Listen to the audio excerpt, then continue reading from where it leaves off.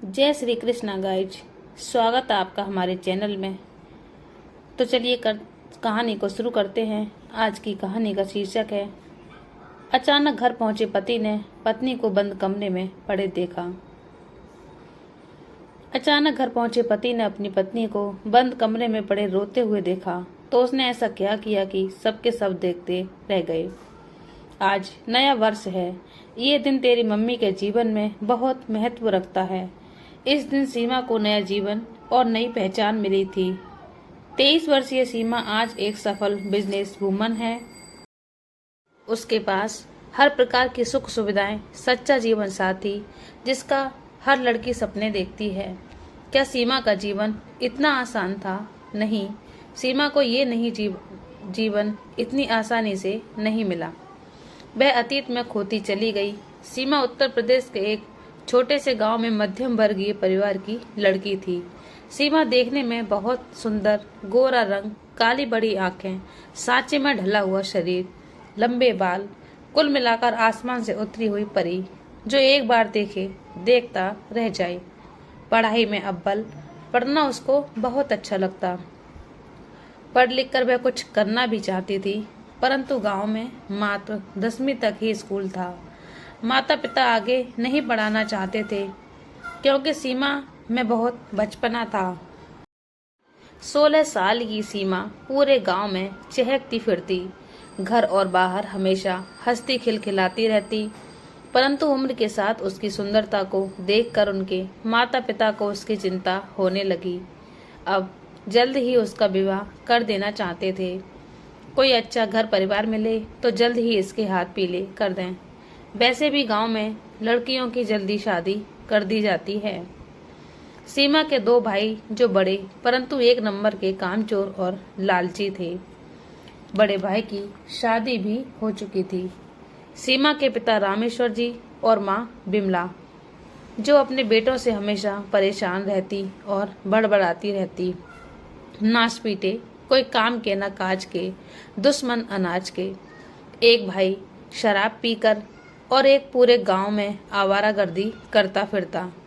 एक अकेली जान कहाँ कहाँ देखे। बिमला जी सीमा को चिल्लाती, ये सीमा कुछ घर के कामकाज सीखो। कल के दिन ससुराल जाओगी तो वहाँ क्या करोगी? पर सीमा हंसती और कहती, मैं ना जाऊंगी माँ इतनी जल्दी ससुराल, अभी तो मैं तुम्हें और परेशान करूंगी, कहते हुए बाहर चली जाती। एक दिन रामेश्वर जी के कोई जान पहचान वाले घर आए तो उन्होंने देखा सीमा को, तो रामेश्वर जी से बोले, तुम्हारी बिटिया बड़ी हो गई, शादी नहीं करनी क्या? रामेश्वर ने कहना था, करनी तो है भाई, कोई अच्छा घर परिवार मिले, शहर मिले तो ज्यादा अच्छा रहेगा। मेरी सीमा सर्वगुण संपन्न है। रिश्तेदार ने कहा, बात तो तुम्हारी सही है, मेरी नज़र में एक बहुत अच्छा रिश्ता है, अगर तुम कहो तो बात चलाऊं। रामेश्वर जी ने कहा, इससे अच्छा क्या होगा, आप बात करके बताइए। कुछ दिन बाद उन्हीं रिश्तेदार ने बताया कि एक लड़का है, शहर का है, पढ़ा लिखा है और खुद का बिजनेस भी है। लड़के के चाचा चाची को सीमा की फोटो पसंद आ गई और वो सीमा को देखना चाहते थे। रामेश्वर जी ने कहा, तो देर किस बात की, आप ले आइए कभी भी। इधर शहर में राज के चाचा चाची एक बार लड़की देखने के लिए कह रहे थे और राज मना कर रहा था कि चाची वो बहुत छोटी लग रही है, फोटो में भी अभी बच्ची दिख रही है, मेरा जाना सही नहीं है, इतनी सुंदर फूल सी है, अभी इसकी शादी की उम्र नहीं है, ये सही नहीं है। परंतु चाचा चाची जिद पर आ गए, एक बार चले जाओ ना, गांव में लड़कियों की जल्दी शादी कर दी जाती है, तुम नहीं तो कोई और उससे शादी कर लेगा। पर राज तैयार नहीं था। राज के माता पिता नहीं थे। कुछ साल पहले एक एक्सीडेंट में दोनों नहीं रहे। चाचा चाची उसे कोई खास पसंद नहीं करते थे, वो दोनों केवल उसकी जायदाद पाना चाहते थे। राज शादी के लिए तैयार नहीं हो रहा था क्योंकि सीमा और राज की उम्र में 7 साल का अंतर जो था, जैसा कि उसे बताया गया था, परंतु शातिर चाचा चाची के दिमाग में अलग ही खिचड़ी पक रही थी कि गांव की कम पढ़ी लिखी लड़की आएगी तो वह हमारे काम में ज्यादा दखल नहीं देगी और हमारे इरादों को ना वह समझ पाएगी कि हमें राज की दौलत चाहिए। उस गंवार को हम अपने तरीके से नचा लेंगे। राज के सामने चाची ने अपना इमोशन नाटक शुरू कर दिया। अरे बेटा, हम तो तुम्हारा भला चाहते हैं। गांव की सीधी सादी लड़की और सुंदर है, तुम्हारा अच्छे से ख्याल रखेगी। पर हम लोग होते ही कौन हैं? तुम्हारे चाचा चाची जो हैं, कौन से माता पिता हैं? तुम्हारे माता पिता होते तो तुम मना नहीं करते, है ना बेटा? अरे बेटा, एक गरीब का भला होगा, सोच कर तो देखो, उम्र का मत सोचो। गांव के लोग बस अच्छा घर और अच्छा लड़का देखते हैं, उन्हें उम्र से मतलब नहीं होता। इससे भी बड़ी उम्र में शादी कर देते हैं। चाची ने सब साम दाम दंड भेद अपना लिए और राज को वहां जाने के लिए मना लिया। इधर गांव में खबर दे दी गई कि कल लड़के वाले आ रहे हैं, तो सीमा के घर जोर जोर से तैयारियां शुरू हो गईं। परंतु सीमा इसके लिए तैयार नहीं थी, परंतु घर वालों के सामने उसकी एक ना चली। वह रोती रही। उसकी माँ बिमला जी ने समझाया, देख बेटा, अपने गांव में तुम्हारी उम्र की सभी लड़कियों की शादी हो चुकी है और तुम्हारी सभी सहेलियों की भी शादी हो गई और अच्छे रिश्ता बार बार नहीं मिलते। बेटा समझ। दूसरे दिन राज और उसके चाचा चाची अपनी थार गाड़ी से गांव पहुंचे। गांव के लोग बस गाड़ी को देख ही रहे थे और उसके पीछे पीछे दौड़ रहे थे। इतनी बड़ी गाड़ी कौन के घर आई है? राज ने सीमा को देखा तो देखता ही रह गया। ये तो फोटो से भी ज्यादा सुंदर है, पर अभी बिल्कुल बच्ची है। राज अभी ही सोच रहा था कहीं गलत तो नहीं कर रहा, पर दोनों के परिवार वालों के आगे उनकी एक ना चली और बात पक्की कर दी। जल्दी ही शादी का मुहूर्त भी निकल गया। आज से 15 दिन बाद शादी तय हुई। राज के मन में थोड़ा थोड़ा शक हो रहा था कि अचानक से चाचा चाची को इतना प्यार क्यों उमड़ रहा है और शादी को लेकर कुछ ज्यादा ही उतावले हैं। सोचना पड़ेगा। शादी में इनका अय्यासी बेटा भी तो आने वाला है कल। देखते हैं क्या होता है। कुछ तो दाल में काला है। देखते देखते 15 दिन निकल गए। शादी गांव में सादे तरीके से की गई। गांव के कुछ लोग और राज के कुछ करीबी लोगों के बीच 16 साल की सीमा को 23 साल के राज से विवाह दिया गया। राज बहुत समझदार था। उसकी उम्र भी ज्यादा नहीं थी, 23 का ही तो था। माँ पिता के न रहने पर समय से पहले जिम्मेदार और समझदार हो गया था। सीमा की उम्र को देखते हुए उसने अपना रिश्ता अभी आगे न बढ़ाने का सोचा। जब तक सीमा 18 की नहीं हो जाती तब तक उसको आगे की पढ़ाई करवाएगा। वह सीमा का बहुत ध्यान रखता,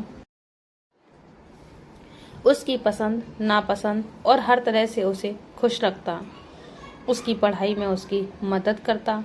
सीमा जो ससुराल आई तो एक बार ही पग फेरे के लिए ही राज के साथ आकर उसी के साथ चली गई। उसके बाद माँ बाप ने सुध नहीं ली। भाई भाभी तो अपने ही में ही मस्त रहते। सीमा को भी राज से इतना प्यार सम्मान मिल रहा था और अपनी पढ़ाई के चलते उसे भी अपने मायके ही की ज्यादा याद नहीं आती थी। कभी कभी गांव सरपंच के यहाँ फोन पर बात कर लेती, पर क्या चाचा चाची ये देखकर खुश थे? नहीं, उनके मन में कुछ अलग ही चल रहा था। ऊपर से उनके बेटे की नजर सीमा पर बनी हुई थी। राज के ऑफिस जाने के बाद चाची ने सीमा को परेशान करना शुरू कर दिया। वह जब पढ़ने बैठती तो उसे कभी चाय बनाने को कहती, कभी खाना बनाने को। दिन भर उसको काम में लगाए रखती। जिससे सीमा पढ़ ही नहीं पाती थी।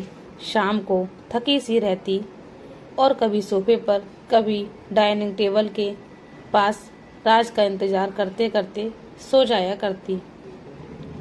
एक दिन राज ने सीमा से पूछा, तुम ठीक तो हो? तुम्हारी तबीयत ठीक है क्या? कुछ दिनों से थकी थकी सी रहती हो, पढ़ते हुए भी नहीं दिखती। सीमा ने कहा, नहीं, कुछ नहीं, थोड़ा बहुत काम में थक जाती हूँ। एक दिन तो हद हो गई। राज ऑफिस में था, चाची चाचा बाहर गए हुए थे। उनका बेटा था घर पर, जिसकी बुरी नज़र सीमा पर ही रहती। सीमा कमरे में पढ़ रही थी, तभी वह कमरे में आया और सीमा को देखने लगा। सीमा डर गई और उसने कहा, आप यहाँ का क्या कर रहे हैं?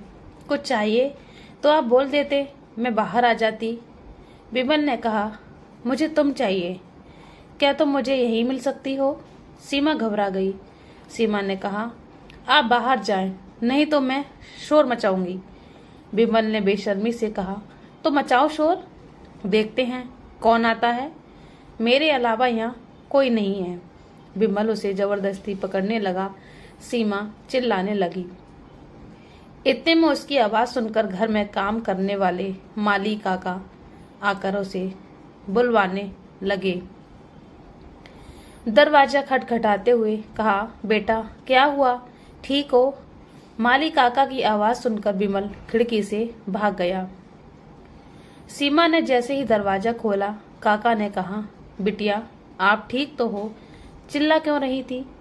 सीमा ने धीरे से कहा, ठीक हूँ काका, कुछ नहीं। काका के जाने के बाद सीमा डरकर कमरे के कोने में दुबक कर रोने लगी। उस दिन रात जल्दी घर आ गया, ये सोचकर कि मैं रोज लेट हो जाता हूँ और सीमा परेशान रहती है। उसकी तबीयत भी सही नहीं है। राज ने घर आकर देखा तो घर में एकदम अंधेरा था। राज ने लिविंग रूम की लाइट जलाई, फिर अपने कमरे में गया। वहां भी अंधेरा था, बस सिसकियों की आवाज आ रही थी। राज ने घबराकर लाइट जलाई तो देखा एक कोने में सीमा रो रही थी। वह जल्दी से सीमा के पास गया और उसे पकड़कर पूछा, क्या हुआ? तुम रो क्यों रही हो? ये क्या हाल बना लिया है? क्या हुआ? राज को देखकर सीमा जल्दी से उसके गले लग गई और तेज तेज रोने लगी। राज ने उसे चुप कराते हुए कहा, बस बहुत रो लिए, चुप हो जाओ। क्या हुआ ये बताओ, क्यों इतना डरी हुई हो? राज ने उसे जमीन से उठाकर बेड पर बैठाया, फिर ग्लास में पानी लेकर उसे पानी पिलाया। सीमा अभी भी सिसक रही थी। राज ने उससे फिर से पूछा, अब बताओ क्या हुआ? सीमा टूटे फूटे शब्दों में बस इतना ही कह पाई, विमल आया था। राज को समझते देर नहीं लगी कि किस मकसद से आया होगा। उसने आगे कुछ नहीं पूछा। सीमा को तेज बुखार भी था। राज ने सीमा को दवाई देकर सुला दिया। राज ने फैसला किया वह चाचा चाची के साथ नहीं रहेगा। इस टेंशन वाली रात ने करवट ली। सुबह हुई तो सीमा कुछ ठीक लग रही थी। राज ने सीमा से पूछा, अब बताओ सब लोग कहाँ थे?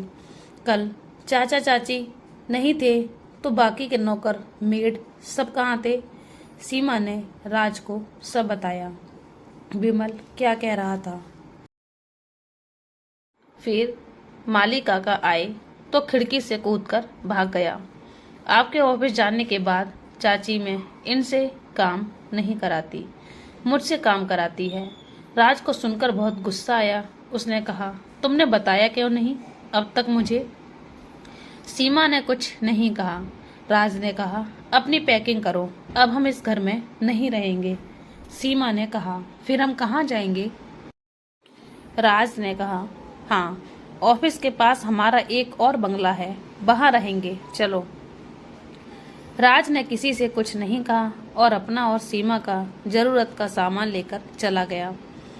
चाची चाचा बस तिल मिलाकर रह गए।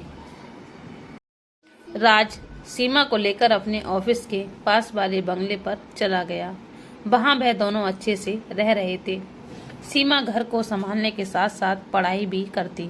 धीरे धीरे समय निकलता गया और सीमा की 12वीं की परीक्षा हो जाती है।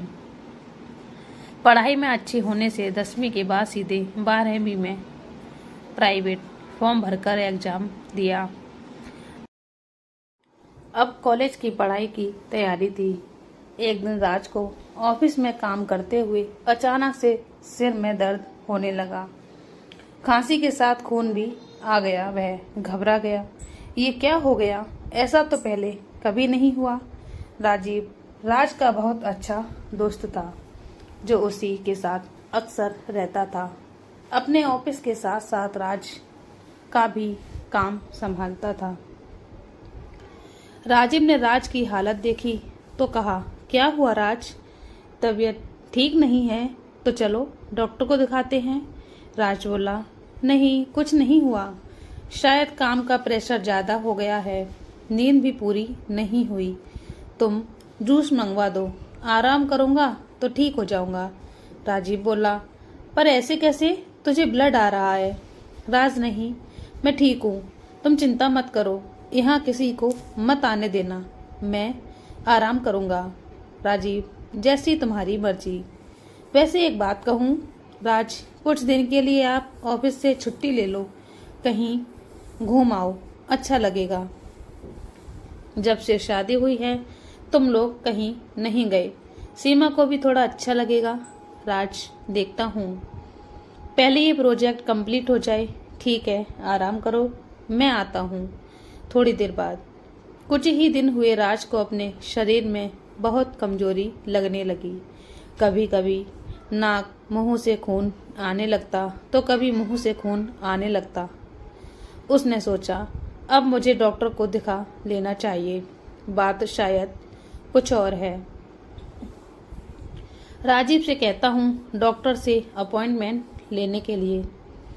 राजीव और राज हॉस्पिटल के लिए निकल जाते हैं। डॉक्टर ने चेकअप के बाद कहा, आपके कुछ टेस्ट करने होंगे राज साहब।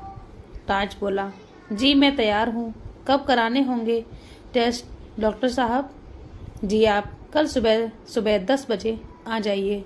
राज ने डॉक्टर से थैंक यू कहा और राज और राजीव घर के लिए निकल गए। राज सुबह 10 बजे हॉस्पिटल पहुंच गया। सारे चेकअप के बाद डॉक्टर ने कहा, राज आपको रिपोर्ट कल शाम तक मिल जाएगी। अब राज को रिपोर्ट का इंतजार था। पता नहीं क्या हुआ होगा, आई होप सब अच्छा हो। सीमा का क्या होगा? भगवान ना करे कुछ हो गया तो वो किसके सहारे रहेगी? अब उन्हें चिंता लगी थी। वक्त के साथ सीमा सुंदर और समझदार होती जा रही थी। सीमा ने राज को परेशान देखा तो पूछा, आप इतने परेशान क्यों हैं?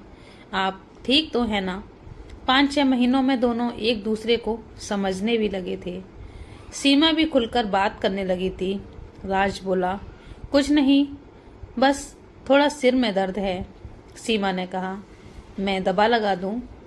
फिर अदरक वाली चाय बना देती हूँ, थोड़ा आपको अच्छा लगेगा। राज को सीमा का बोलना बहुत अच्छा लगता था। सीमा बहुत मासूमियत से बच्चों के जैसे बोलती थी। राज ने कहा, ठीक है, पहले चाय ले आओ, फिर दवाई लगा देना। सीमा ने राज को चाय देकर दवाई लगाई। हल्के हल्के सिर दबाने से राज को नींद आ गई। उसे बस कल शाम का इंतजार था। दूसरे दिन राज ऑफिस के बाद शाम को डॉक्टर से अपनी रिपोर्ट लेने राजीव के साथ हॉस्पिटल पहुंचा। राज को देखकर ही डॉक्टर ने कहा, आइए राज साहब, आपका ही वेट कर रहा था। राजीव बोला, क्या हुआ डॉक्टर साहब? नॉर्मल तो है ना? कोई टेंशन वाली बात तो नहीं है ना? डॉक्टर, नहीं सर, सब नॉर्मल नहीं है। बात यह है कि राज साहब ने इलाज में देर कर दी है। इन्हें पहले कुछ सिम्टम्स समझ में नहीं आए क्या? राज बोला, साफ साफ बताइए डॉक्टर, क्या हुआ है? मुझे टेंशन हो रही है। डॉक्टर बोला, दरअसल बात यह है राज साहब, आपको ब्लड कैंसर हुआ है, वो भी लास्ट स्टेज पर है। राज तो सुनकर शॉक्ड हो गया। उसे तो कुछ सूझ ही नहीं रहा था कि क्या कहे। राजीव बोला, ये क्या कह रहे हैं डॉक्टर साहब? एक बार फिर से रिपोर्ट चेक करें, कुछ गलतफहमी हुई है आपको। डॉक्टर साहब बोले, नहीं, मुझे कोई गलतफहमी नहीं हुई है। इनके पास बस कुछ दिन और हैं। ये आराम करें और अपना ध्यान रखें। मैं अभी से इनका इलाज शुरू करता हूँ। मैंने पहले बड़े बड़े स्पेशलिस्ट डॉक्टर से कंसल्ट कर लिया है। राजीव बोला, डॉक्टर, हम यहाँ से बाहर कहीं और दिखा सकते हैं क्या, जहाँ इसका बेहतर इलाज हो सके? आजकल कोई बीमारी इतनी बड़ी नहीं है जिसका कोई इलाज उपचार ना हो। हम विदेश में दिखा सकते हैं डॉक्टर, बिल्कुल इलाज है, पर यह शुरुआत होता फर्स्ट सेकंड स्टेज पर तो भी संभव हो सकता था। पर आई एम सॉरी, यह इनकी पूरी बॉडी में फैल गया है। आप कहीं भी ट्रीटमेंट लें, इसका इलाज यही है जो मैं आपको दे रहा हूँ, और सब ईश्वर की मर्जी है। हम तो अपना काम कर रहे हैं, दवा दुआ दोनों लगती हैं। मैं दवा दे रहा हूँ, आप दुआ कीजिए राज साहब जल्द ठीक हो जाएं। मैंने इनके सामने ही सारी बातें इसलिए बताई क्योंकि राज साहब का मेंटली प्रिपेयर होना बहुत ज़रूरी है। गॉड ब्लेस यू राज साहब, हिम्मत रखिए। दुनिया में चमत्कार भी बहुत होते हैं, बस ये ट्रीटमेंट आज से शुरू करें।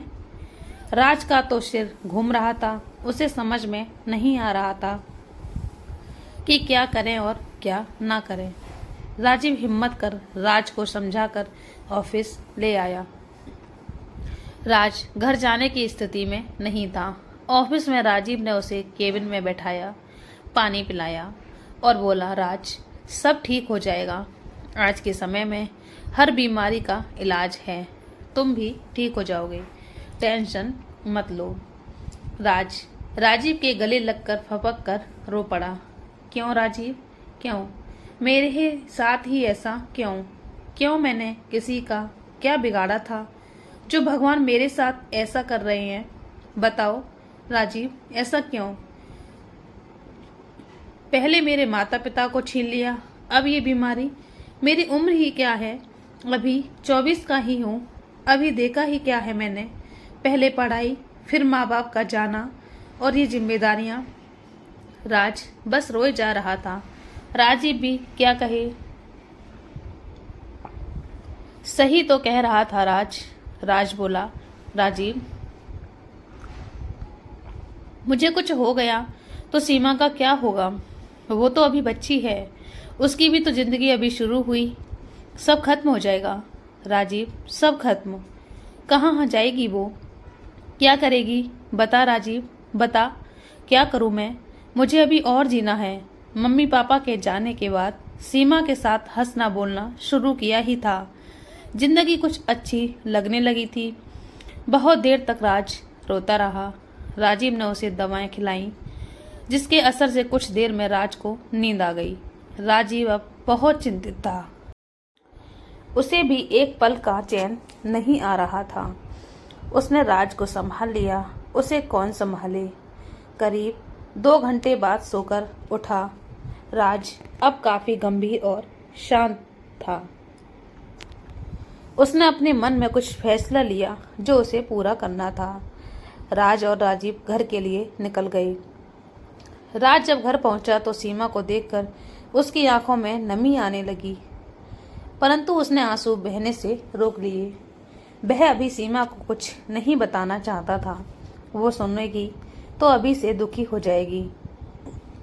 वह सोच ही रहा था कि सीमा बोली, अरे आप आ गए, आइए, वहाँ क्यों खड़े हैं? जल्दी आइए, मुझे बहुत भूख लगी है, खाना खाते हैं। आप ही का इंतजार कर रही थी।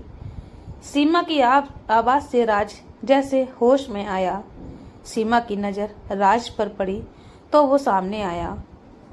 वह उसके सामने दुखी नहीं होना चाहता था, तो मुस्कुराते हुए बोला, हाँ चलो, मैं फ्रेश होकर आता हूँ, तुम खाना लगाओ।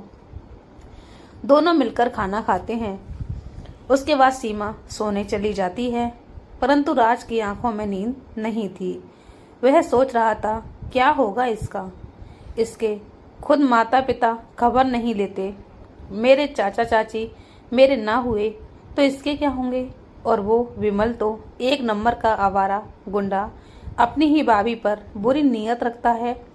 सोचते सोचते कब नींद आ गई उसे पता नहीं चला। सुबह राज ऑफिस पहुंचकर राजीव से बात करता है। राजीव, मैंने एक फैसला लिया है, तुम मानोगे, बहुत जरूरी बात तुमसे कहना चाहता हूँ। राजीव ने कहा, कहो, मैं सुन रहा हूँ। मैं तो हमेशा तुम्हारे साथ हूँ, जो भी फैसला लिया हो बताओ। तुम बड़े हो, फिर मेरे लिए मेरे भाई, दोस्त, परिवार सब हो। आज जो कुछ मेरे पास है सब तुम्हारा दिया है, मेरा है कौन। राजीव, मेरी ये सारी प्रॉपर्टी, ऑफिस, फैक्ट्री, घर सब सीमा के नाम पर करना है। चाचा चाची का कोई भरोसा नहीं, उसे कब घर से बाहर कर दें। और मेरे जाने के बाद तुम सीमा का पूरा ध्यान रखोगे, उसकी जिम्मेदारी मैं तुम्हें देता हूँ। तुझे पता है हमारे रिश्ते की सच्चाई। अच्छा हुआ जो मैंने अपना रिश्ता आगे नहीं बढ़ाया। वह बहुत समझदार है, फिर अभी उसमें बचपना है, उसे तुम संभाल लेना। इतना कहते हुए वह बहुत भावुक हो गया और उसकी आंखों से आंसू बहने लगे। राजीव बोला, राज, संभालो अपने आप को, सब ठीक हो जाएगा। हम बेस्ट से बेस्ट ट्रीटमेंट कराएंगे। तुम्हें कुछ हो गया तो मैं भी तो अनाथ हो जाऊंगा। ऐसा मत बोलो, कुछ नहीं होने दूंगा। राज बोला, राजीव, मेरी बात सब तुम्हें संभालना है। सीमा के सपने पूरे करने हैं। बिमल और चाचा चाची को देखना, उसकी नज़र मेरी जायदाद पर है। बिमल का कोई भरोसा नहीं, कब क्या करे। मैं चाहता हूँ मेरे जाने के पहले सब सेटल कर दूँ, तब समझ रहे हो ना तुम। राजीव, तुमने सुना ना डॉक्टर ने क्या कहा। मैं कितना भी इलाज करा लूँ, मेरे पास ज़्यादा दिन नहीं है। पता नहीं भगवान ने मुझे किस बात की इतनी बड़ी सजा दी है। राजीव बोला, नहीं भाई, ऐसा कुछ नहीं है, तुम ठीक हो जाओगे। भगवान अच्छे लोगों की ही तो परीक्षा लेते हैं। जब मैं छोटा था, 11 साल का अनाथ था, सड़क किनारे जूते पॉलिश करता था। एक दिन राज के पापा से कहा, साहब पॉलिश करा लो, कुछ पैसे मिल जाएंगे। कल से कुछ नहीं खाया। राज के पापा को दया आ गई। उससे उन्होंने पूछा, क्यों, घर में कोई नहीं है क्या? तुम भूखे क्यों हो? क्या नाम है तुम्हारा? छोटू साहब, सब छोटू कहते हैं। कोई गाली देता है, कोई कुछ कहता है। अनाथ हूँ साहब, मेरा कोई नहीं है। राज के पापा ने कहा, चलो मेरे साथ मेरे घर में रहोगे। राजीव खुश हो गया। आप मुझे काम देंगे? उन्होंने कहा, हाँ चलो सब देंगे, खाना, रहना। और राज के पापा उसे घर ले आए। राज और उसकी माँ को सारी बातें बताईं तो राज की माँ भी बहुत खुश हो गई। ये आपने बहुत अच्छा काम किया, हमारे राज को एक दोस्त और एक भाई मिल जाएगा। राज भी बहुत खुश हो गया। तब से राज और राजीव साथ में हैं। दिवाली के समय छोटू उनके घर आया था, इसलिए उसका नाम उन्होंने राजीव रखा। राज के मम्मी पापा के जाने के बाद राज दूसरे घर चला गया, जो राज के पापा ने उसके नाम पर लिया था। चाचा चाची उसे पसंद नहीं करते थे। धीरे धीरे समय निकल रहा था और राज की हालत खराब हो रही थी। एक दिन घर पर सुबह सुबह राज की तबीयत ज़्यादा खराब हो गई और उसके मुंह और नाक से खून आने लगा। ये देखकर सीमा बहुत घबरा गई। ये क्या हुआ आपको? ये खून क्यों निकल रहा है? आपकी तबीयत ठीक नहीं है क्या? आप बहुत कमज़ोर होते जा रहे हैं। इतना काम मत किया करो। और सीमा खुद से राज का खून साफ करती है। मैं डॉक्टर को बुलाऊं? राजीव ले आएंगे। राज बोला, नहीं मैं ठीक हूँ सीमा, तुमसे कुछ बहुत ज़रूरी बात करनी है, बैठो मेरे पास। सीमा, बातें बाद में करेंगे, पहले आप आराम करें। मैं आपके लिए कुछ खाने के लिए लेकर आती हूँ। राज, हाँ ठीक है, पर जल्दी आना। राज ने सोचा अब टाइम नहीं है, मेरी हालत दिन ब दिन बिगड़ती जा रही है, उसे सब कुछ बताना होगा अब और नहीं छिपा सकता। सीमा राज के लिए चाय और कुछ नाश्ता लेकर आती है और उससे कहती है, आप डॉक्टर को दिखा लीजिए, आपकी तबीयत ठीक नहीं है, कुछ दिनों से आप कमज़ोर होते जा रहे हैं। तो राज बोला, सीमा मेरी बात ध्यान से सुनो, मैं तुम्हें बहुत ज़रूरी बात बताने वाला हूँ, प्लीज़ तुम धैर्य रखना। सीमा, मुझे बहुत बड़ी बीमारी हो गई है जिसका इलाज अब संभव नहीं है। मैं तो कुछ दिनों का ही मेहमान हूँ, मुझे ब्लड कैंसर हुआ है। तुम सुन रही हो? सीमा हंसते हुए कहती है, क्यों सुबह ही सुबह मजाक कर रहे हैं? ऐसे तो आप कभी नहीं करते हैं, मैं बस एक बार डॉक्टर को दिखाने को कह रही हूँ। राज गहरी सांस लेते हुए बोला, सीमा मैं मजाक नहीं कर रहा, मैं सही कह रहा हूँ। सीमा, मजाक नहीं कर रहे हो तो क्या कर रहे हो? अब आप मुझसे आपसे डर नहीं लगता? एक आप और राजीव हैं जिनसे मैं खुलकर बोल पाती हूँ और हंसने लगती हूँ। उसे लगता है राज उसको चिढ़ा रहा है। राज इस बार जोर से कहता है, सीमा मैं झूठ नहीं बोल रहा, जो कह रहा हूँ सीरियस होकर सुनो, हमेशा बचपना सही नहीं है, अब अपनी जिम्मेदारियों को समझो। राज ऐसा नहीं कहना चाहता था पर उसे पता था सीमा ऐसे नहीं सुनेगी। सीमा राज के ऐसा बोलने से डर जाती है और चुप हो जाती है, क्योंकि राज ने कभी उससे ऐसी बात नहीं की थी।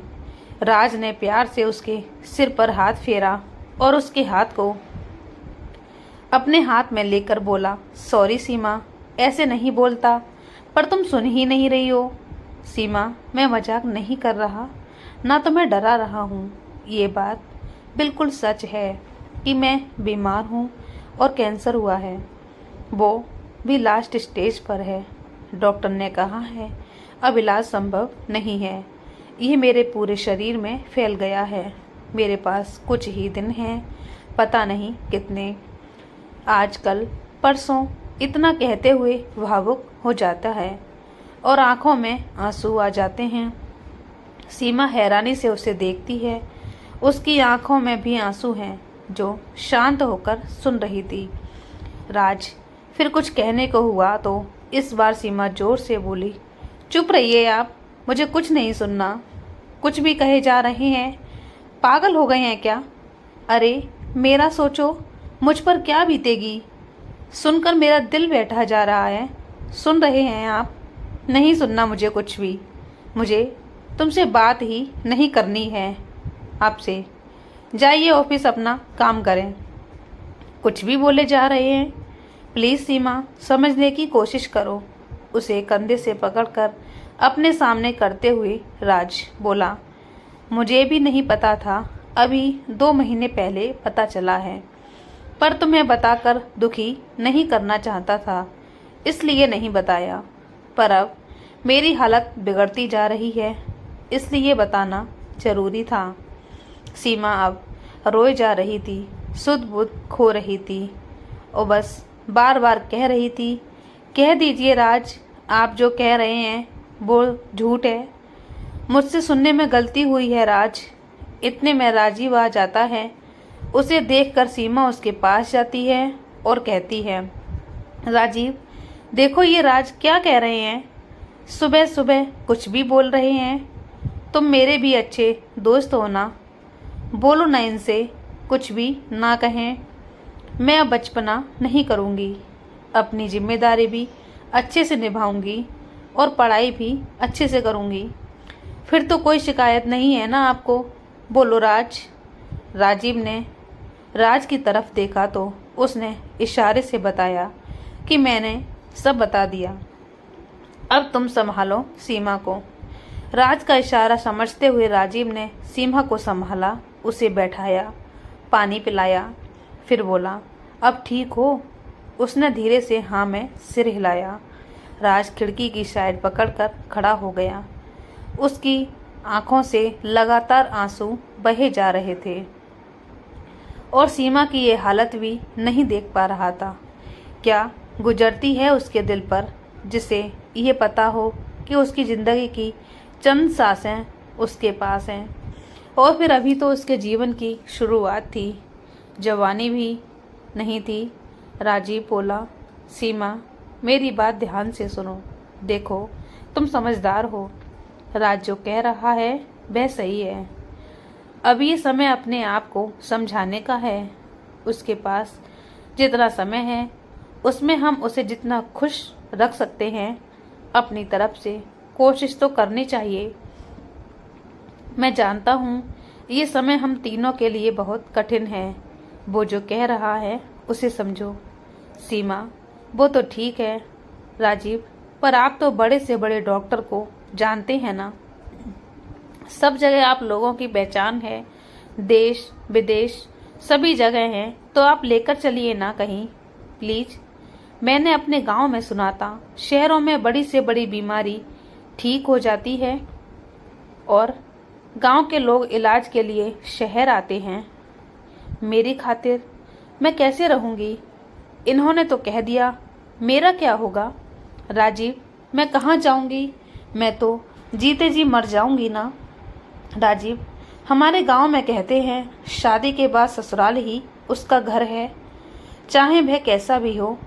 मैं तो बहुत अच्छे से हूँ, राज ने आकर कहा। सीमा राजीव तुम्हारा अच्छा दोस्त है ना, मेरे बाद ये तुम्हारा ध्यान रखेगा। ये घर, फैक्ट्री, ऑफिस, पूरी प्रॉपर्टी मैंने तुम्हारे और राजीव के नाम पर कर दी है। तुम्हें कहीं जाने की ज़रूरत नहीं है। यहीं रहकर अपनी पढ़ाई पूरी करना, फिर तुम दोनों मिलकर सब संभाल लेना। संभाल लोगी ना? कहकर प्यार से उसे गले लगाते हुए बोला। सीमा बस चुपचाप थी। राजीव बोला, राज मैं तुम्हें ये कहने आया था कि अब तुम ऑफिस नहीं आओगे, घर में रहकर आराम करो। सीमा तुम्हारा ख्याल रखेगी, जिससे तुम जल्दी ठीक हो जाओगे, है ना सीमा? सीमा ने कहा, बिल्कुल, इन्हें कुछ नहीं होने दूंगी। आज से अब सारा दिन घर में रहेंगे और आराम करेंगे। अब राज घर में ही रहता, ऑफिस का सारा घर का काम राजीव संभालता और घर पर सीमा जी जान से राज की सेवा करती। परंतु नियति को कौन बदल सकता था? राज की दिन ब दिन तबीयत खराब होती दिख रही थी। सीमा और राजीव को बहुत दुखी होते। वो दोनों अपने दिल पर पत्थर रखकर राज के साथ हंसते बोलते रहते। एक महीना भी नहीं बीता और एक दिन खून की उल्टी के साथ राज की सांसों की डोर टूट गई और राज कल के गाल में समा गया। सीमा के दुख का कोई पार नहीं था, चीखती चिल्लाती रह गई। आंसुओं की धारा एक मिनट के लिए भी आंखों से नहीं टूट रही थी। राजीव बेचारा अपने आप को जैसे जैसे समझकर सीमा को संभाले हुए था। राज के चाचा चाची को खबर दी तो वह भी आ गए। 3 दिन के क्रियाक्रम के बाद सीमा के माता पिता उसी के पास रुक गए, क्योंकि राजीव को ऑफिस देखना था। इधर चाचा चाची के दिमाग में अलग ही खिचड़ी पक रही थी।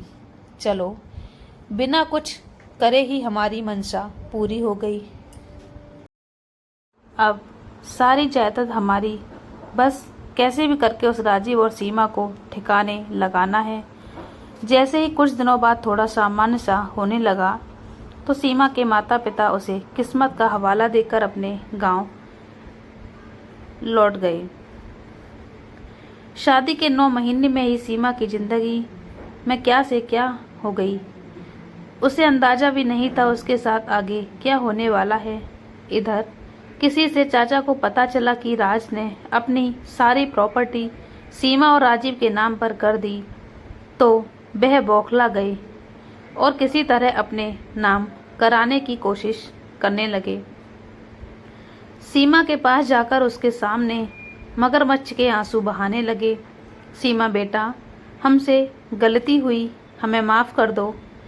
तुम्हारे साथ बहुत गलत किया है। अब राज तो है नहीं, तो हम हैं तुम्हारे साथ। हमें पराया मत समझो, हम सब साथ में रहेंगे। तुम अपनी पढ़ाई पर ध्यान देना। और उसके साथ अच्छे से रहने लगे। उससे मीठा मीठा बोलते उसे अपने विश्वास में ले लिया। परंतु राजीव ने फिर भी सीमा को समझाया, सीमा, इनकी बातों में ज़्यादा नहीं आना। पता नहीं कौन सा षड्यंत्र रच रहे हो, संभल कर रहना। ऐसे ही कुछ दिन अच्छे से रहे। फिर एक दिन राजीव को किसी काम से बाहर जाना था, तो मौका देखकर उससे पेपर पर साइन करा लिए। अब उनकी खुशी फूली नहीं समा रही थी कि सारी जायदाद उनकी हो गई।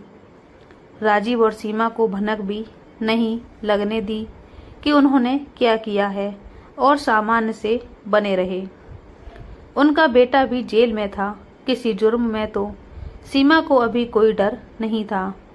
राजीव को किसी काम से 2 दिन के लिए विदेश जाना था, तो वह सीमा को समझाने लगा, अच्छे से रहना, डरना नहीं, बिल्कुल। मैं 2 दिन में वापस आ जाऊंगा। तुम अपना अच्छे से ध्यान रखना। राज के जाने के बाद सीमा बहुत चुप चुप सी रहने लगी थी। वह ज़्यादा बात नहीं करती, बस हाँ हूँ मैं ही जवाब देती। इसलिए राजीव को ज़्यादा चिंता रहती थी। बहुत ज़रूरी होता था तभी वह शहर से बाहर जाता था। राजीव के बाहर निकलते ही सीमा का जी बहुत घबराने लगा, जैसे कि कुछ बहुत गलत होने वाला हो। अपने आप उसकी आंखों में नमी आ गई और अपने कमरे में जाकर बैठ गई। चाचा चाची अपनी योजना बनाने में लग गए। दोपहर से शाम हो गई। किसी ने उसे खाने पीने के लिए नहीं पूछा। रात में भी ऐसे ही सो गई। चाची ने आज घर के सभी नौकरों को काम से छुट्टी दे दी। बस चाची चाचा ही घर पर थे। सुबह भी सीमा बाहर नहीं आई तो चाची ने जोर जोर से बुलाना शुरू कर दिया, महारानी, अब क्या घर में ही रहने का इरादा है या बाहर भी आएगी? आवाज़ सुनकर सीमा हड़बड़ा गई और डरते हुए चुपचाप बाहर आकर खड़ी हो गई। चाची ने कहा, क्यों देवी जी, दोपहर से सुबह हो गई, आपने दर्शन न दिए?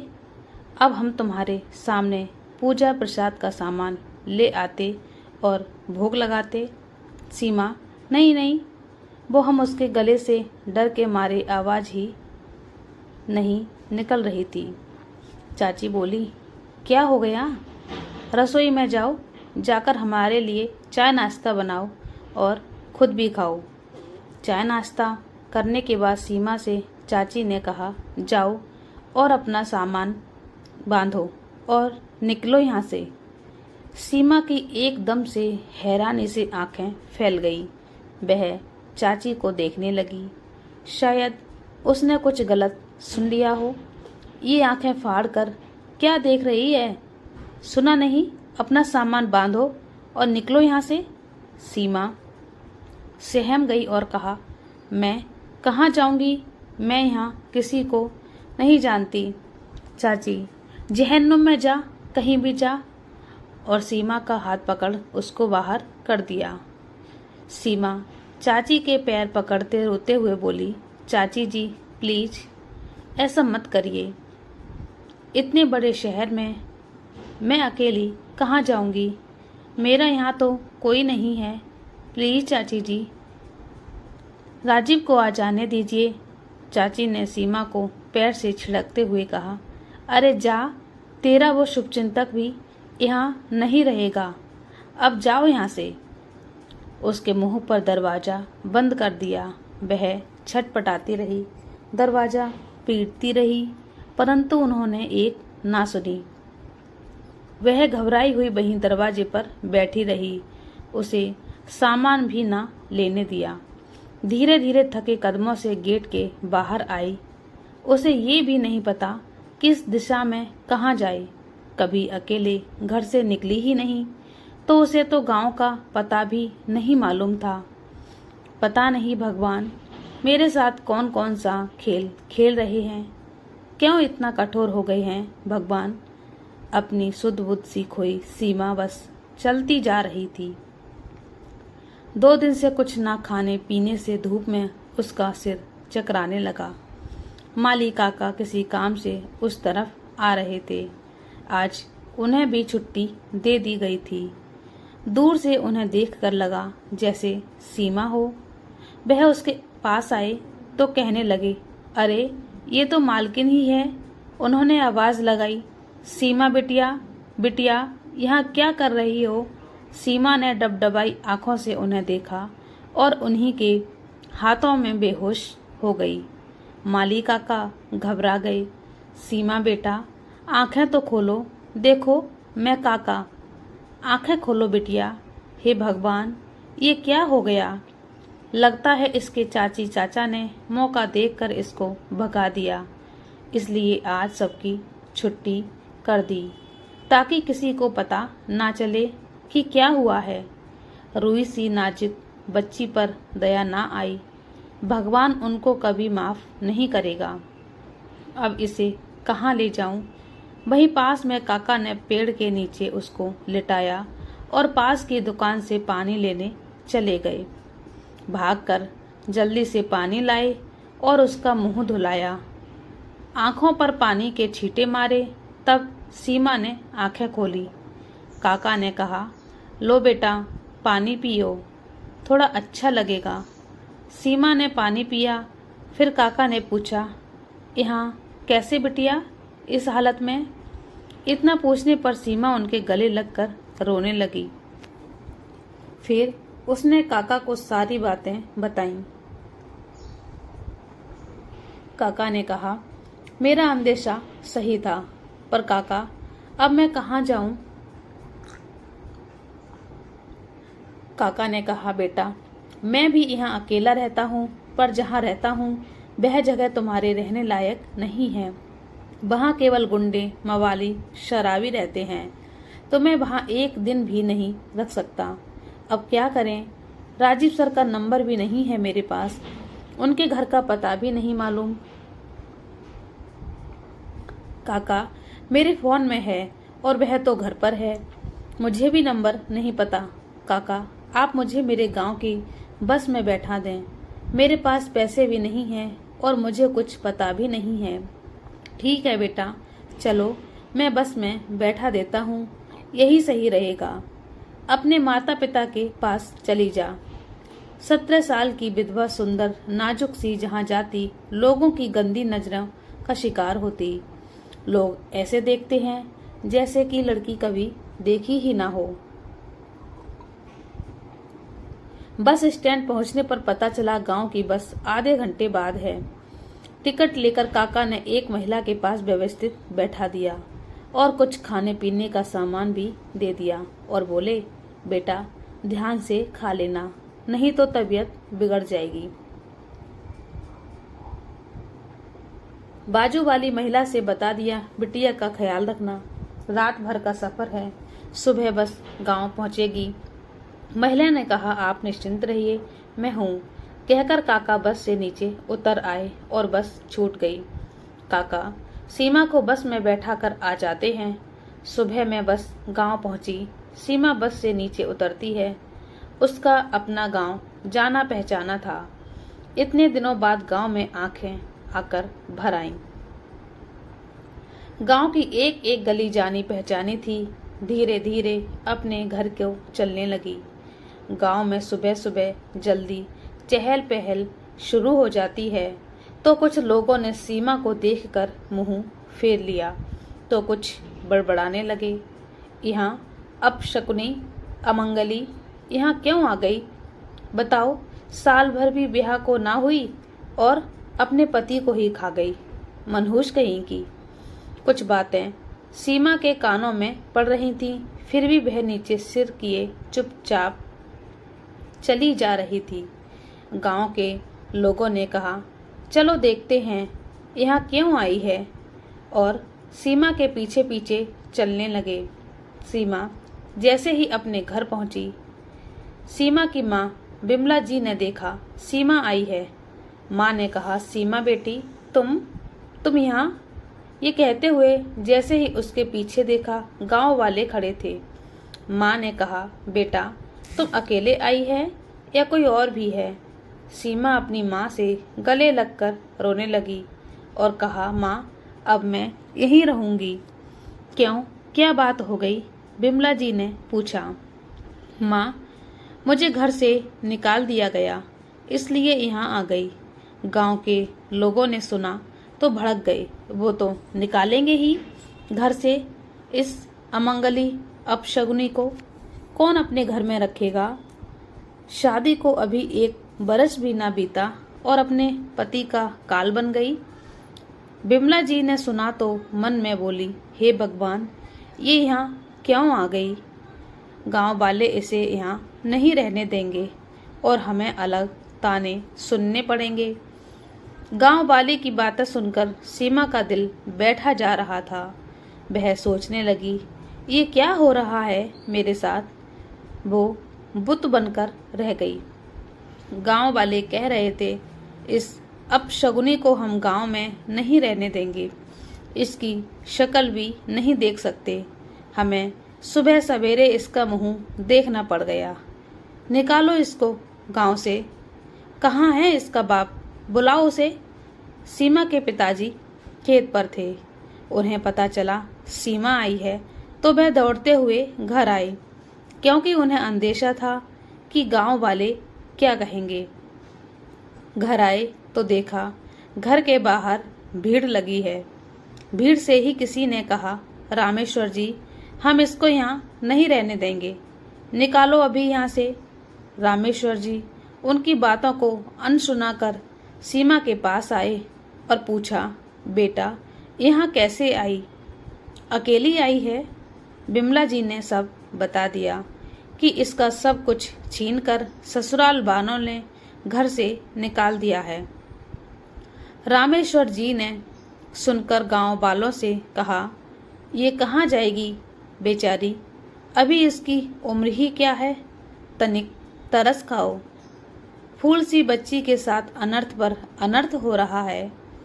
गांव के लोग बोले, अरे वाह रामेश्वर जी, अपने गांव के कायदे कानून भूल गए क्या?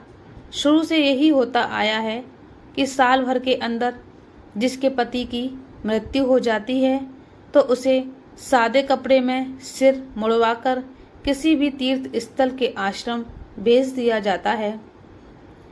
आज अपनी बेटी की बात आई तो भूल गए? नहीं तो सबसे आगे तुम ही रहते थे। रामेश्वर जी चुप हो गए। सही तो कह रहे थे ये लोग।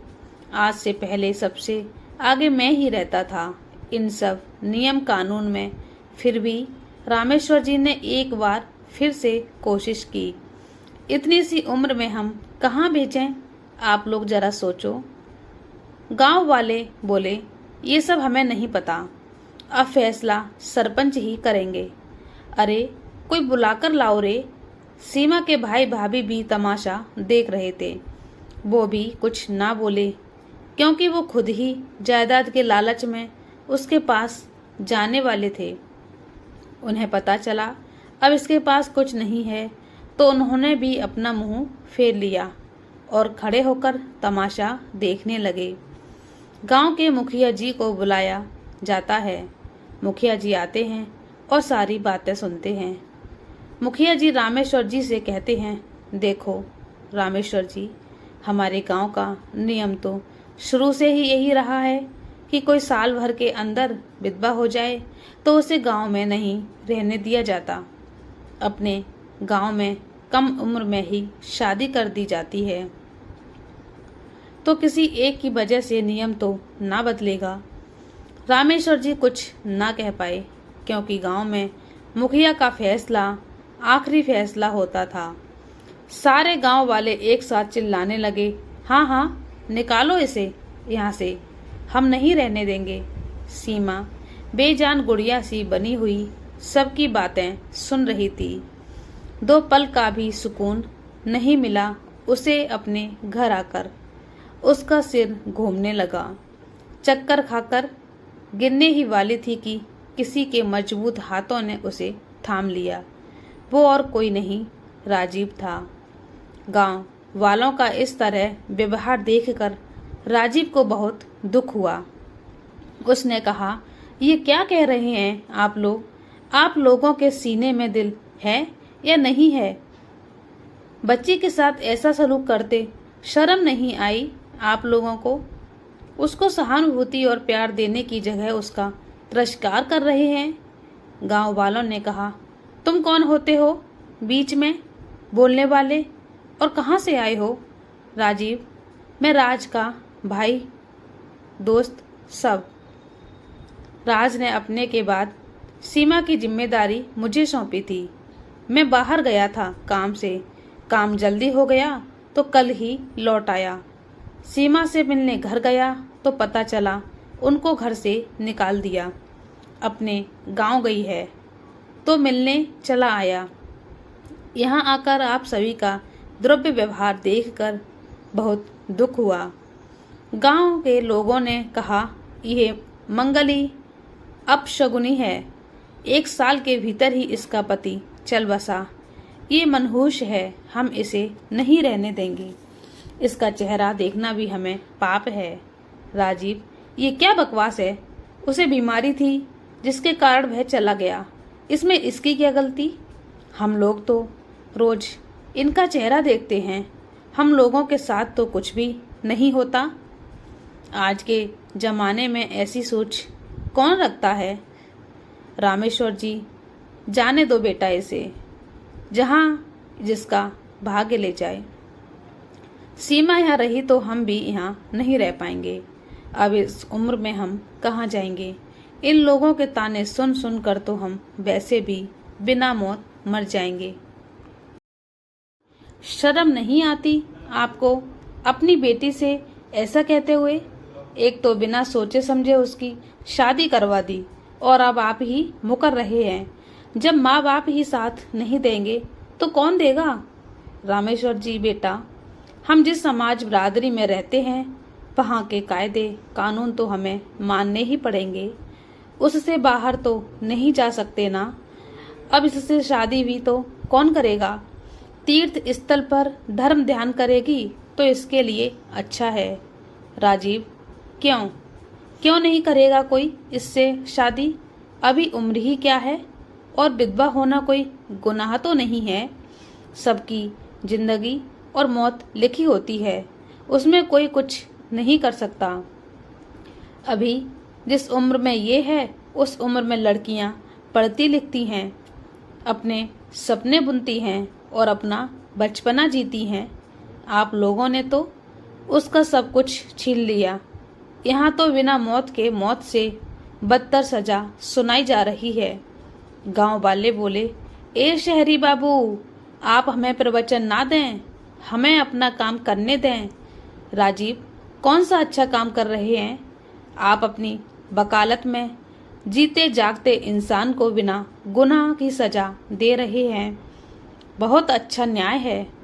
विधवा हो जाने से इंसान नहीं रह जाता क्या? उसकी आत्मा, भावनाएं, इच्छाएं मर जाती हैं क्या? अरे भाई, उन्हें भी समाज में जीने का अधिकार है। दोबारा अपनी जिंदगी में रंग भरने का अधिकार है। आज इस स्थिति में लाने वाले भी आप ही लोग हैं। उन्हें पढ़ाएं, लिखाएं, इतना समझदार बनाएं कि अपने पैरों पर खड़ा करें। विपरीत परिस्थितियों में किसी का सहारा मिले ना मिले। अब गांव और शहर में कोई अंतर नहीं है, फर्क है तो बस सोच का। ससुराल वाले ऐसा द्रव्य व्यवहार करें तो मान भी लें। आप लोग तो मायके वाले हैं, आप लोगों की बेटी है, उसका घर है। बेटियां माँ बाप के घर ही तो आती हैं। आप लोग बताइए, जब से यहाँ आई है इनका मुंह देखने से किसका अमंगल हुआ? कौन सा अपशगुन हो गया? राजीव, विधवा को एक कमरे में रहने से, फीका खाने से, सिर मुड़ाने से क्या हो जाएगा? बताइए। अपनी सोच बदलिए, थोड़ी इंसानियत दिखाइए। किसी को दया नहीं आई कि 17 साल की बच्ची कहाँ जाएगी? क्या करेगी? सीमा के भाई ने कहा। आप है कौन जो इस तरह से इतना ज्ञान दे रहे हैं? अरे, आपसे कहेंगे तो आप करेंगे उससे शादी? आप अपनाएंगे? बड़े आए हमदर्द बनने वाले। ज्ञान देना सरल है, निभाना मुश्किल है। राजीव बोला। मैं सीमा को यहाँ से ले जाने के लिए ही आया हूँ। राज ने मुझसे कहा था इन्हें पढ़ा लिखा कर काबिल बनाना, ताकि अपने पैरों पर खड़ी हो सके, और इनका साथ हमेशा देना। सीमा चाहेगी तो मैं उससे शादी करने को तैयार हूँ। विधवा विवाह कोई पाप या जुर्म नहीं है। किसी की जिंदगी में उसकी मर्जी से उसे खुशियाँ देना, उनमें रंग भरना, उनका साथ देना गलत तो नहीं है। सन 1886 में सरकार ने खुद विधवा विवाह पुनर्विवाह की मान्यता दी थी, और अब तो सरकार भी ऐसे लोगों को कल्याणी नाम से संबोधित करती है। और तो और विधवाओं के लिए कई प्रकार की कल्याण योजनाएं भी चलाई जा रही हैं। जब सरकार इतना सोचती है तो हम और आप कौन होते हैं?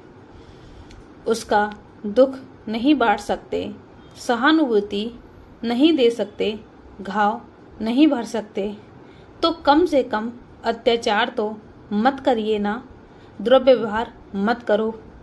कैसे माँ बाप हैं, भाई हैं, जिन्हें लोगों के कहने पर अपनी बेटी, अपनी बहन का दुख दिखाई नहीं देता।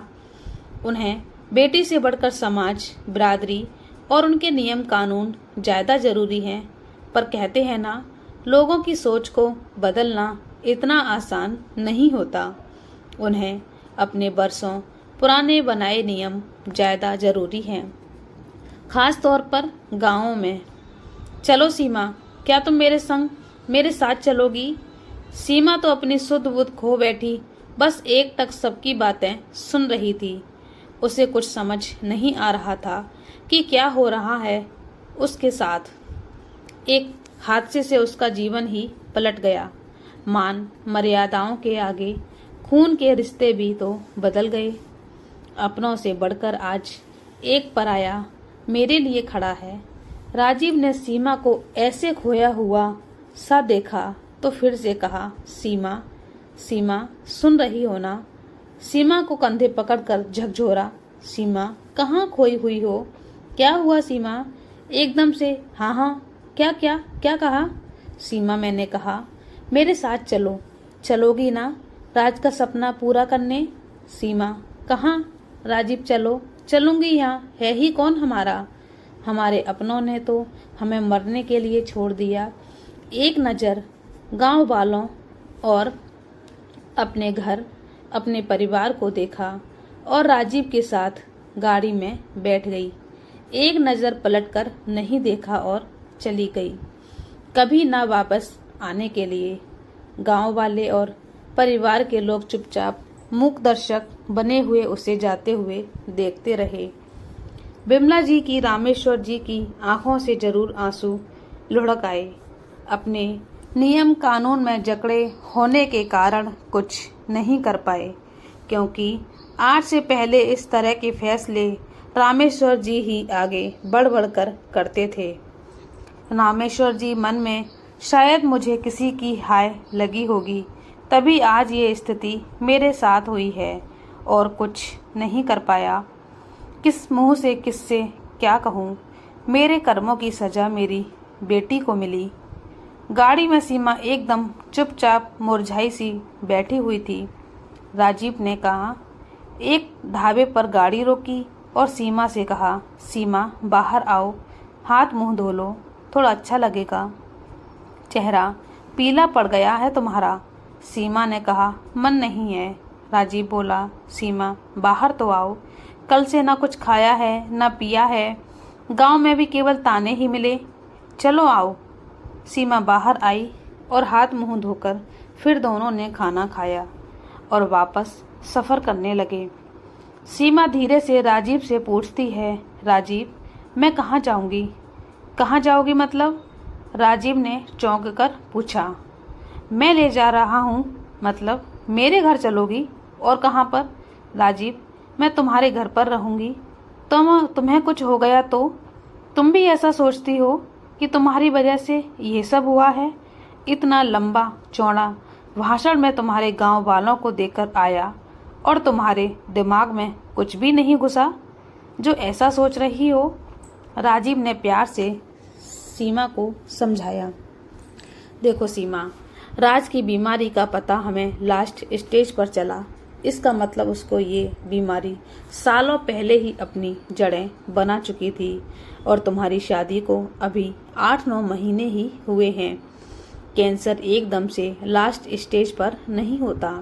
राज अपने प्रति लापरवाह था, इसलिए उसने समय पर ध्यान नहीं दिया। अरे कभी कभी तो भाई खाने पीने के लिए भी मुझे ही याद दिलाना पड़ता था उसे, नहीं तो अपने काम में ही डूबा रहता था। तभी तो इतनी कम उम्र में इतनी सक्सेस पाली। बिजनेस में देश विदेश में उनका नाम चलता है। अपने आप को दोष मत दो और जो हो गया सो हो गया, उसे वापस तो नहीं ला सकते ना। उसकी खुशी के लिए हमें खुश रहना है, उसका सपना पूरा करना है। पढ़ लिख कर तुम्हें उस बिजनेस को संभालना है या जो तुम करना चाहो तुम्हारे ऊपर है। सीमा बोली, पर राजीव तुम्हारे घर पर रहूंगी तो लोग बातें बनाएंगे। लोग तो कहने के लिए ही होते हैं, साथ तो कोई नहीं देता ना। ये तुम अच्छी तरह देख चुकी हो। हम तो अच्छे दोस्त हैं ना। तुम्हें मुझ पर विश्वास है कि नहीं, बोलो। सीमा बोली, हाँ मुझे तो विश्वास है, पर फिर भी राजीव। सीमा, तुम्हें भरोसा है तो अब मुझे किसी की फिक्र नहीं। राजीव बोला, अब जाकर सबसे पहले मुझे जॉब ढूंढना है, क्योंकि चाचा ने ऑफिस में कब्जा कर लिया है और मुझे तो वो ऑफिस में पैर भी नहीं रखने देंगे। वैसे भी वो लोग मुझे पसंद तो शुरू से ही नहीं करते थे। थोड़ी देर में थकान से सीमा सो जाती है और देर रात तक अपने घर पहुंच जाते हैं। राजीव सीमा को उठाता है। सीमा उठो, घर आ गया, अंदर चलकर सो जाओ। दोनों अंदर आकर अपने अपने कमरों में चले जाते हैं। नई रोशनी के साथ सूरज ने अपनी किरणें बखेरी। नई सुबह आया, नया आगाज, नई जिम्मेदारी के साथ राजीव सीमा का दिन शुरू होता है। राजीव ने सीमा को घर दिखाया और रसोई घर दिखाया और कहा, अब तुम यहाँ अपने हिसाब से सामान देख लेना और जो चाहिए हो माली काका को बता देना। अब माली काका हमारे साथ ही रहेंगे, क्योंकि वो भी तो अकेले रहते हैं। उन्होंने चाचा के घर का काम छोड़ दिया है। अब तुम भी दिन भर अकेली रहोगी तो वो रहेंगे यहाँ, मैं ऑफिस में रहूँगा। आज मैंने नाश्ता बना दिया है, तुम फ्रेश होकर आओ, साथ में करते हैं। वो नाश्ता कर रहे होते हैं और काका आ जाते हैं। काका सीमा को देखकर बोले, अरे बिटिया तुम आ गई, बहुत अच्छा लगा। राजीव बोला, काका आप ध्यान रखना सीमा का, मैं जॉब के लिए जा रहा हूँ, देखता हूँ कहाँ अच्छी जॉब मिलती है। काका बोले, तुम निश्चिंत होकर जाओ बेटा, अब हम यहाँ हैं। राजीव को बहुत बड़ी कंपनी में अच्छी पोस्ट पर जॉब मिल जाती है, क्योंकि राज और राजीव का बिजनेस में बहुत नाम है, सभी पहचानते हैं, तो उसे जॉब मिलना मुश्किल नहीं था। शाम को घर आकर राजीव ने बताया, मुझे बहुत अच्छी जॉब मिल गई है सीमा, अब तुम अपनी पढ़ाई कुछ दिन में शुरू करो। अगले महीने से कॉलेज में एडमिशन शुरू हो जाएंगे। दिन पंख लगाकर उड़ने लगे। सीमा अपनी पढ़ाई में दिन रात मेहनत करने लगी। राजीव ने सभी काम वाले लगा रखे थे ताकि सीमा को काम के कारण पढ़ाई में डिस्टर्ब ना हो। राजीव और सीमा की बॉन्डिंग भी अच्छी होती जा रही थी। समय के साथ सीमा की सुंदरता भी बढ़ती जा रही थी। राजीव सीमा को मन ही मन बहुत प्यार करने लगा था, पर कभी कहा नहीं। राजीव सोच रहा था कि जब तक उसका ग्रेजुएशन पूरा नहीं हो जाता तब तक उसे मैं अपने दिल की बात नहीं बताऊंगा। सीमा अब 22 की हो गई, उसकी पढ़ाई पूरी हो गई। आज बीए का रिजल्ट आना था, जिसमें उसने पूरे कॉलेज टॉप किया। सीमा में अब आत्मविश्वास बढ़ गया था। वह पहले जैसी सीधी और कमजोर नहीं थी। पढ़ाई के बाद अब राजीव और सीमा का उद्देश्य पूरा हो गया, तो चाचा चाची से अपना सब कुछ पाना था जो उन्होंने धोखे से लिया था। वैसे भी उनके बेटे के कर्मों के कारण कंपनी लॉस में चल रही थी। एक दिन राजीव ने सीमा से कहा, सीमा, मुझसे शादी करोगी? क्या तुम मुझे पसंद करती हो? बोलो सीमा। सीमा ने कहा, आपको पसंद ना करने की कोई वजह है ही नहीं मेरे पास। राजीव खुश होकर, सच सच कह रही हो ना? मैंने आज तक नहीं कहा कि मैं तुम्हें प्यार करता हूँ, क्योंकि डरता था कहीं तुम मुझे गलत ना समझो। सीमा, मैं भी पसंद करती हूँ आपको। राजीव और शर्माने लगती है और दोनों शादी के पवित्र बंधन में बंध गए। काफी संघर्ष के बाद दोनों के जीवन की नई शुरुआत हुई। राजीव ने सीमा को हर सुख सुविधाएं, मान सम्मान सब कुछ दिया। कुछ दिन बाद चाची चाचा के खिलाफ कोर्ट में धोखा देने का केस लगाया। जिस वकील को चाचा ने खरीदा था अपने नाम जायदाद कराने के लिए, उसी वकील ने सब उन्हीं के खिलाफ गवाही दे दी, जिससे चाचा चाची को सजा हुई और उन्हें फैक्ट्री, ऑफिस, घर सब वापस मिल गया, जो राज ने सीमा और राजीव के नाम पर की थी। सीमा और राजीव ने अपनी मेहनत और लगन से राज के बिजनेस को एक अलग ही मुकाम पर पहुंचा दिया। आज सीमा सफल बिजनेस वूमन थी। उसने अपना और राज का सपना पूरा किया। राज की याद में उन्होंने राज के घर में एक विधवा आश्रम खोला, जिनका कोई नहीं है और जो असहाय हैं उनको यहाँ शरण दी जाती है और हर प्रकार की सुख सुविधाएं दी जाती हैं। और एक आश्रम उसने अपने गांव के बाहर खोला, क्योंकि गांव के लोगों की सोच को बदलना इतना आसान नहीं होता। भारत में आज भी बहुत से गांव ऐसे हैं जहां ऐसी मान्यताओं को अभी भी माना जाता है। गांव में क्या, शहरों में भी अच्छे अच्छे पढ़े लिखे लोग भी इस सब प्रथाओं को मानते हुए देखे जाते हैं। सुबह से उठकर उनका मुंह ना देखना, शुभ कार्यों में शामिल न करना, बहुत से ऐसे उदाहरण मैंने आंखों देखे हैं। विधवा का दूसरा विवाह होना कोई अपराध नहीं है। उन्हें अपनी मर्जी से जीवन जीने का अधिकार है। उन्हें सम्मान की जिंदगी दें, दुख में उनका सहारा बने, सहयोग करें, अपनापन दिखाएं, उसे अपमानित कर छोटा ना दिखाएं। जिंदगी इंसान को एक ही बार मिलती है। हम भी समाज में अच्छे से रहें और दूसरे को भी रहने दें, क्योंकि हर सीमा को राजीव नहीं मिलता। तो दोस्तों, ये कहानी कैसी लगी आपको हमें कमेंट करके बताना। और आप हमारे चैनल पर नए हैं तो हमारे चैनल को सब्सक्राइब कर लीजिए, बेल आइकन को दबा दीजिए, ताकि हमारी कहानी आपको सुनने को मिलती रहेगी। थोड़ा सा हमें सपोर्ट भी कीजिए।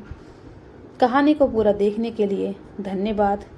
तो चलिए मिलते हैं एक और नई कहानी के साथ। तब तक के लिए जय श्री कृष्णा, राधे राधे।